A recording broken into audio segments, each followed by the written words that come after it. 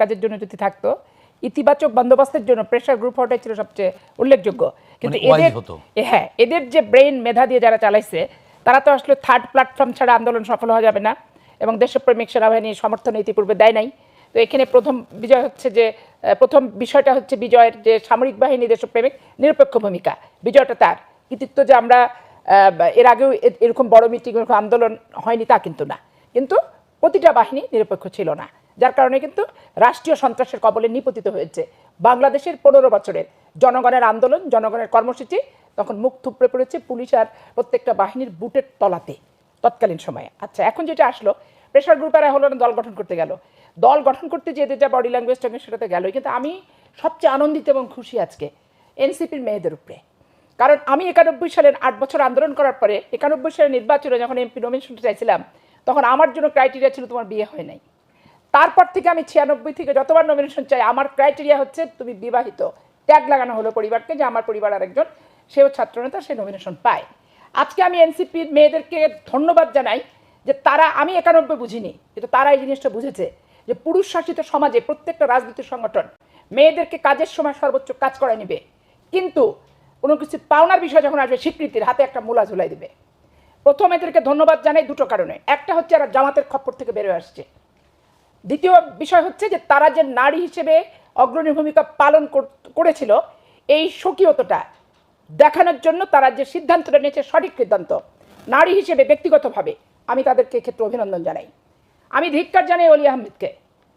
উনি মুক্তিযুদ্ধ করেছে এবং উনি একজন সৎ মানুষ, আমি ওনাকে অনেক পছন্দ করতাম এবং রেসপেক্ট করতাম ব্যক্তিগতভাবে। ওনাকে যখন 2001 সালে উনি ওইখানে যেখানে শাহজাহান চৌধুরীকে নমিনেশন দেওয়া হয়েছে, 2টো সিট চেয়েছিলেন, ওনার একটা, ওনার স্ত্রীর জন্য একটা। তো দল সেই সময় না দেওয়ার কারণে উনি 11 সকল কনস্পিরেসির সাথে জড়িত ছিল, এবং উনি হচ্ছে চট্টগ্রাম মাঠে একটা মিটিং করেছিল, জঘন্য ভাষা গালিগালাজ করেছিল একটা সিট শুধু না দেওয়ার কারণে, অশ্লীল অশ্রাব্য ভাষায়। তারপরও দেখেন বিএনপি সবাইকে নিয়ে চলতে চায় জন্য তার সাথে জোট কিন্তু করেছে। এবং আজকে দুর্ভাগ্যজনক হলো রাজনীতির কি নষ্ট, কি পরিত্যক্ত, কি নর্দমার জিনিস, যে যে জামাতের কারণে উনি মুক্তিযোদ্ধা হয়ে ওই শাহজাহান চৌধুরীর সিটটা তার স্ত্রীর জন্য দাবি করেছিল, আজকে তার ছেলের নমিনেশন বিএনপি থেকে না পাওয়ার কারণে ওই নর্দমার কিটের ভিতরে আবার যে ঢুকেছে। এইটা বাংলাদেশের মুক্তিযুদ্ধের চেতনা শুধু না, অতীতের তার সমস্ত রাজনীতির যে প্রশংসার জায়গাগুলো ছিল সব কিন্তু আজকে কালিমা লেপন করা হলো। এই দুটা জিনিস আসলো। থার্ড যে বিষয়টা, জামাত ইসলাম বাংলাদেশে নির্বাচন চায় না, কারণ এই সরকারের কর্তা ব্যক্তি থেকে শুরু করে সব হচ্ছে জামাতকে তেল মেরেছে, জামাতকে মোটিভেটেড করেছে, জামাতের পক্ষ অবলম্বন করেছে, প্রত্যেকটা জায়গাতে জামাত ইসলামের লোককে তারা বসিয়ে দিয়েছে। কিন্তু এই জায়গায় আমি একটু আপনার বিরোধিতা করতে চাই। জামাত তো গত তিন দিন আগে আবার অভিযোগ করেছে যে প্রশাসন একটি দলকে সবচেয়ে বেশি গুরুত্ব দিচ্ছে। জামাত এই যে কথাটা বলেছে, এই কথাটা বলার জন্য বলে, না বললে তো একবারে সরকার আর জামাত তো এক হয়ে যাচ্ছে না বিষয়টা। কিন্তু আমরা দেখলাম আপনাদের দলের ভারপ্রাপ্ত চেয়ারম্যান জনাব তারেক রহমানের যেদিন বাংলাদেশে ফিরলেন, রাষ্ট্র তো তাকে সর্বোচ্চ সিকিউরিটি দিয়েছে, রাষ্ট্র সিকিউরিটি দিয়েছে, আমরা তাকে কৃতজ্ঞতা প্রকাশ করছি তারেক সাহেব নিজেই। কিন্তু এখানে একটা জিনিস মনে রাখতে হবে, এই রাষ্ট্রপতি জিয়াউর রহমান ভারতীয় আধিপত্যবাদের বিরুদ্ধে লড়াই করতে যে শহীদ হয়েছে। জামাতের কেউ ভারতীয় আধিপত্যবাদের বিরুদ্ধে লড়াই করতে যে বাংলাদেশে শহীদের কোনো ইতিহাস আছে? শহীদের কোনো ইতিহাস নেই, প্রথমত। দ্বিতীয়ত, বেগম খালেদা জিয়াকে 11-তে সপরিবারে কারাবন্দী এবং বাধ্যতামূলক বিদেশে নির্বাসন। এইটা জামাত ইসলামের কোনো নেতা, 2001 সালে তো আমাদের সাথে তারা মন্ত্রী ছিল দুটা, তারপরও তাদেরকে এরকম কোনো পরিস্থিতির কি সম্মুখীন হতে কিন্তু হয়নি। তাহলে 17 বছর পর যে আওয়ামী লীগ এবং ভারতীয় আধিপত্যবাদের বিরুদ্ধে লড়াই করতে যে জিয়া পরিবারকে এই খেসারতটা দিতে হয়েছে, শুধু জিয়া পরিবারের নিরাপত্তা না, বাংলাদেশের প্রত্যেকটি মানুষের নিরাপত্তার দায়িত্ব সরকারের। তো সেই ক্ষেত্রে তার রিস্ক যেহেতু বেশি, তারপরে তাদের ব্যাপারটা তারা বিভিন্ন চড়াই উত্তরায়ের মধ্যে কনস্পিরেসি আছে, যার কারণে সরকার যেটা করেছে, সরকারের দায়িত্ব পালন করেছে। এটা যদি জামাতের গায়ে দাঁড়া ধরে, তাহলে জামাতকেও এরকম করে আবার চলে আসুক, সরকার হচ্ছে এভাবেই তাদেরকে দেবে। তাদের বাইরে নির্বাচনে যদি কোনো নেতা থেকে থাকে নির্বাসিত অবস্থায় নিয়ে আসলে জামাত প্রোটেকশন দেবে। জামাতের তো প্রোটেকশনের দরকার হয় না, ওদের ভিতরে সামরিক বাহিনী আছে, বিমান বাহিনী আছে, কিরিস আছে, কুস্তিগির আছে, রককাটা আছে, খুরকাটা আছে। আমার চাঁপাইনবাবগঞ্জে সুফিয়ান নামে এক ছেলেকে চাঁপাইনবাবগঞ্জ শিবগঞ্জ থানাতে রীতিমতো বিদ্যুৎ পোলের ভিতরে আটকে তার ডান হাত পা হাত কেটে ফেলে দিয়েছে, এবং তারা যে শিবির কর্মী এটা জামাতও স্বীকৃতি দিয়েছে, স্বীকার করেছে, এবং তারা এলাকায় হচ্ছে একবার প্রত্যক্ষ যে তারা শিবির কর্মী। তাহলে আমি তীব্র ভাষায় নিন্দা জ্ঞাপন করি। কিসের নির্বাচন ওনারা করতে চায়? রককাটার নির্বাচন, কিসের নির্বাচন করতে চায়? মানুষকে মেরে ওই পানি যখন চাইছে পেশাব মুখে দেওয়ার নির্বাচন? না, তারা তো নির্বাচন চাই বলেই তারা 300 আসনে প্রার্থী দিয়েছে না, এবং বড় একটি তারা জোটও নির্বাচিত করেছে। হতে চায়, সরকার গঠন করতে চায়। সেই ক্ষেত্রে বলছি যে কোন নির্বাচনের ভিত্তিতে তারা সরকার গঠনের স্বপ্ন দেখছে? এই একটা কেন, মানুষকে স্বপ্ন দেখা গলা কি দোষের? টিপে মেরে যখন পানি পানি করে চিৎকার দিচ্ছে চট্টগ্রাম কলেজে, তখন তাকে পেশাব দেওয়া হয়েছে। একজন ছেলের হাত কবজি পর্যন্ত কেটে ওই লাঠির ভিতরে ঢুকায় তাকে আনন্দ উল্লাস করেছে। রাজশাহী বিশ্ববিদ্যালয়ের নতুন তপন বিশ্বজিৎ, ডাক্তার জামিল এবং আমার ছাত্র দলের জাসাসের ছেলে আমানকে হত্যা করেছে। ফরহাদ নামে এক ছেলের হাত কেটে কবজি পর্যন্ত ফেলে দিয়েছে। 86টা ইতিহাস আছে যে রাজশাহী বিশ্ববিদ্যালয়, চট্টগ্রাম বিশ্ববিদ্যালয়, চট্টগ্রাম কলেজ এবং বিএল কলেজে 86টা হত্যাকাণ্ড এই ইসলামী ছাত্র শিবির করেছে। এগুলো কি ইতিহাস থেকে মুছে যাবে? যারা রক্কাটা নয়? ইতিহাস কি মুছে যাবে? যারা গলা কাটা নয়? ইতিহাস কি মুছে যাবে? যারা বাংলাদেশের প্রত্যেকটি শিক্ষা প্রতিষ্ঠান সন্ত্রাস করেনি? অভিযোগ তো তারাও আপনাদের বিরুদ্ধে কম আমাদের করে না। একটা জায়গা বলতে পারবে না যে ছাত্রদল ছাত্র শিবিরের কোনো ছেলেকে হত্যা করছে? একটা দেখা জি, আপা আপনাকে একটা দেখা না, সেটি মাহবুব কামাল ভাইয়ের কাছ থেকে একটু শুনে আসি। কামাল ভাই, পাপি আপা তো একতরফা ভাবে জামাতের সকল অভিযোগ করলেন। না, পাপি আপা খেপে গেছে, এক্সাইটেড হয়ে গেছে। যাই হোক, না, আমি এনসিপি সম্পর্কে আর দু একটু, আপনি যেটা বললেন না ওলিয়া, আপনি কিন্তু মেজর আখতারুজ্জামানের কথা বললেন না। এটা ওটা বলা উচিত ছিল। আখতারুজ্জামানকে আসলে আমি ওটা ডাস্টবিনের নর্দমার কিট নিয়ে আলোচনা করে মুখ নষ্ট করতে চাই না। যাই হোক, কামাল ভাই একটু আপনার কাছ থেকে এটা না, আমি একটু এনসিপি সম্পর্কে বলি। দেখেন, আমরা তো এনসিপি তো আমরা সাহস দেখছি, তাই না? বিশাল সাহস তারা দেখাইছে। মানে এই এনসিপি কি ভেঙে গেল? বলছি, আমি শুনেন, এই সাহস দেখাইছে না, মানে courage without wisdom may lead to a disaster. সাহস থাকলে হবে না, সাহসের সাথে যদি উইজডম না থাকে তাইলে সেই সাহস কিন্তু একটা বিপর্যয় ডাকতে পারে, ডেকে আনতে পারে। এবং মানে তারা তো হিরো হয়ে গেছিলো, তাই না? হিরো সম্পর্কে একটা কথা আছে, সেটা হচ্ছে a true hero is not just by the amount of his physical strength rather than আপনার strength of heart. Physical strength দিয়ে কিন্তু হিরো হয় না। হিরো হয় যার হার্টের স্ট্রেংথ আছে, যার হৃদয়ের স্ট্রেংথ আছে। ফিজিক্যাল স্ট্রেংথের কোনো ব্যাপার না, মনোবল। হ্যাঁ, তো ব্যাপার হলো যে আমরা তো পেশির শক্তি দেখছি, আমরা কিন্তু হৃদয়ের শক্তি দেখি নাই। হ্যাঁ, আমরা 5ই আগস্টের পরে যে সমস্ত কাণ্ড কারখানা দেখছি, আমরা কি দেখছি? মানে এখন ইফ ইউ লুক ব্যাক আর কি, হ্যাঁ, আমরা দেখছি একদিকে পেশি শক্তি, একদিকে, আর একদিকে কতগুলো মিথ্যা তত্ত্ব। হ্যাঁ, দেখেন মাহফুজ আলম যে আমাদের সাবেক তথ্য মাহফুজ আলম, হ্যাঁ, উনি একের পর এক তত্ত্ব দিচ্ছিলেন। হ্যাঁ, আপনার নানা রকম তত্ত্ব, এবং প্রথম আলোতে তার লেখা ছাপা হয়, তার ইন্টারভিউ ছাপা হয়। তা আমাকে যখন বলতো সবাই যে আচ্ছা ওই লেখাটা পড়ছেন মাহফুজ, আমি না, এসব পড়ি না, আমি পড়ি না। আমার reading materials, I am selective of reading materials. আমি সব পড়ি না, বেশি দিন বাঁচবো না।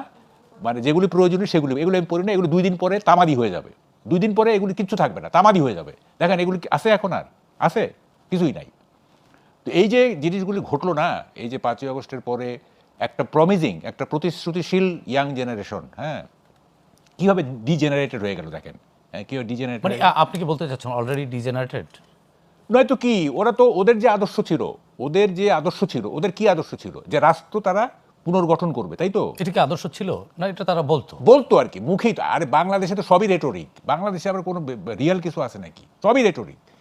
তো সেই জায়গা থেকে তারা একটা ইন্ডিভিজুয়াল এন্টিটি থেকে, একটা সেপারেট এন্টিটি থেকে তারা জামাতের রাজনীতির সাথে মিশে গেল।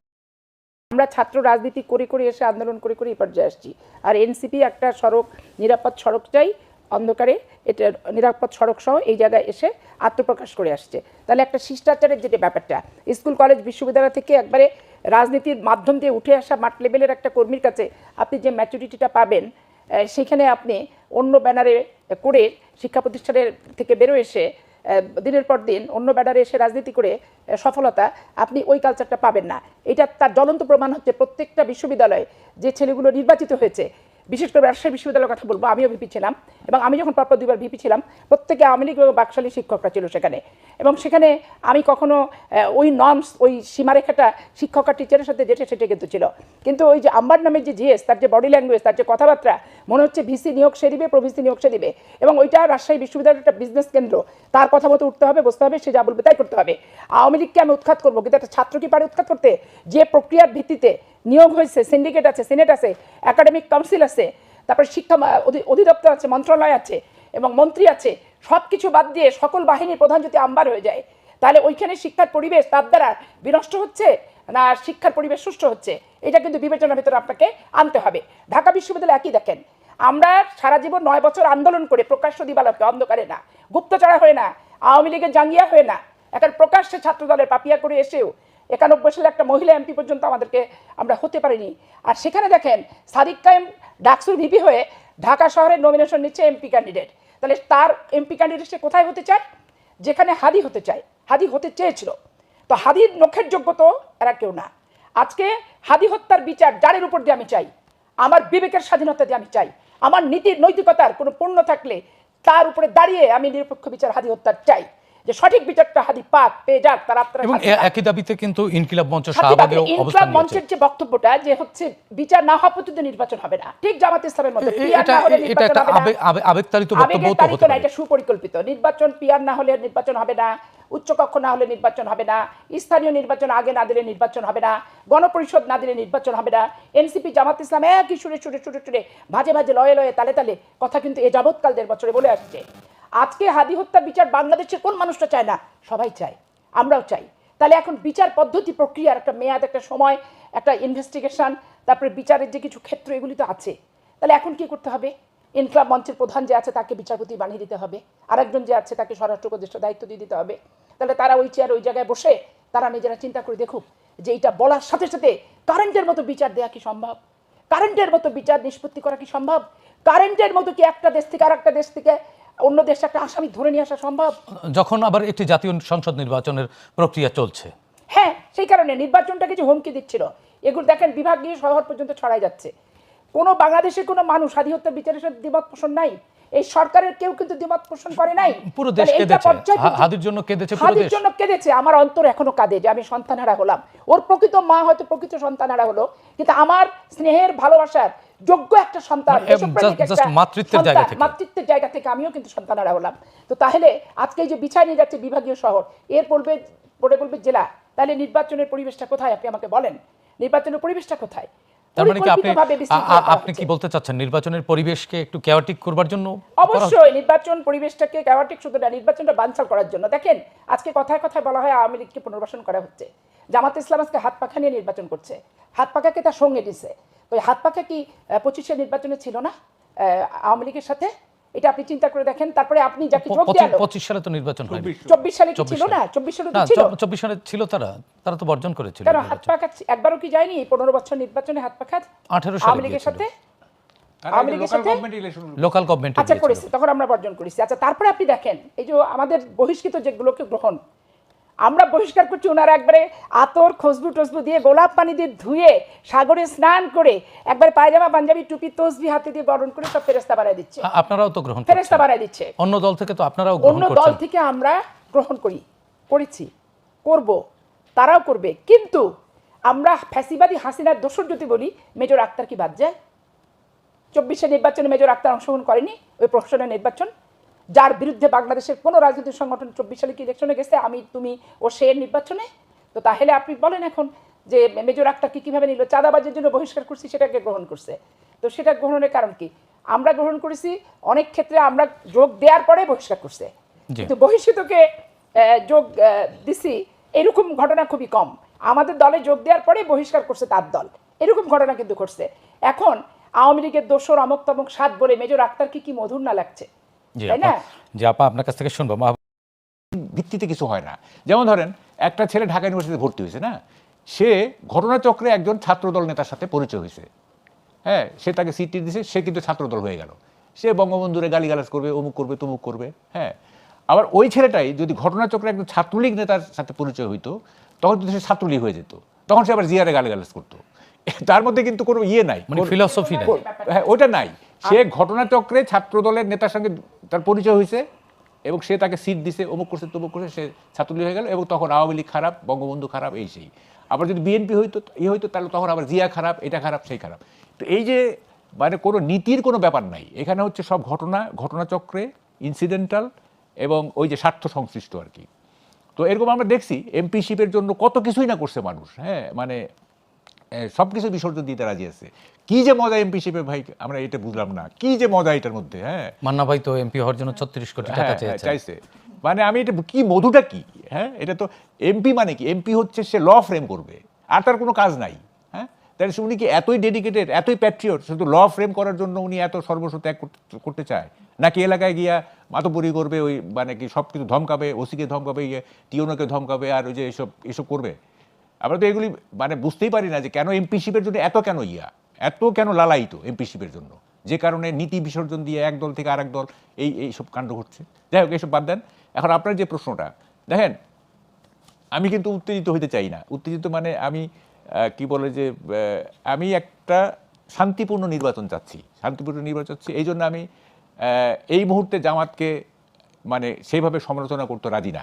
যেহেতু আমি মনে করি যেহেতু নির্বাচন পাবলিক যাকে ভোট দিবে, এটা সেই নির্বাচন। হ্যাঁ আমি ডেমোক্রেটিক আউটলুক থেকে বলতেছি যে পাবলিক যাকে ভোট, হ্যাঁ পাবলিক যদি এই জামাতকে ভোট দেয় আমাদের মেনে নিতে হবে, আর যদি বিএনপিকে ভোট দেয়, এই জোটকে যদি ভোট দেয় মেনে নিতে হবে। সুতরাং আমার মনে হয় জিনিসগুলো এখন শান্তিপূর্ণ থাকা উচিত, এটা একটা। তবে এই যে উনি